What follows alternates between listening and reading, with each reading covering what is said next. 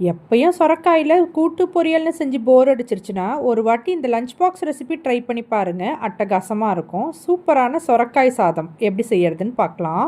முதல்ல ஒரு மிக்சி ஜாரில் 2-3 பீஸ் தேங்காய், காரத்துக்கு ஏற்ற மாதிரி ஒரே ஒரு பச்சை மிளகாய், கொஞ்சமாக சீரகத்தை இந்த மாதிரி நல்லா கோர்ஸாக அரைச்சி தனியாக வச்சிடலாம். அடுத்து கடாயில் 3 ஸ்பூன் தேங்காய் எண்ணெய் சேர்த்து நல்லா சூடானதும் கடுகு தாளிச்சுக்கலாம்.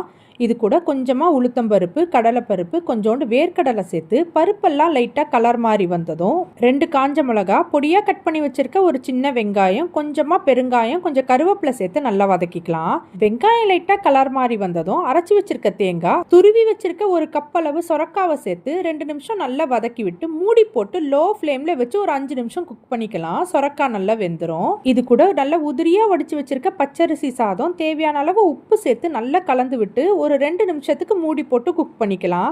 ஃபைனலாக கொஞ்சம் கொத்தமல்லியை தூவி சர்வ் பண்ணிங்கன்னா ரொம்ப டேஸ்டியான சொரக்காய் சாதம் ரெடி. குழந்தைங்களுக்கு நம்ம இந்த மாதிரி செஞ்சு கொடுக்கும்போது அவங்களுக்கு ஃப்ளேவர்ஸ் ரொம்பவே பிடிச்சிருக்கும். இது சாப்பிடும்போது தேங்காய் சாதம் சாப்பிட்ற மாதிரி தான் இருக்கும். ஆனால் சொரக்காயோட பெனிஃபிட்ஸும் நமக்கு கிடைச்சிரும். நீங்களும் இதை கண்டிப்பாக ட்ரை பண்ணி பாருங்கள். நான் போடுற ரெசிபிஸ் உங்களுக்கு பிடிச்சிருந்தா என்னோட சேனலை சப்ஸ்கிரைப் பண்ணிக்கோங்க. நாளைக்கு வேற ஒரு ரெசிபியோட பார்க்கலாம்.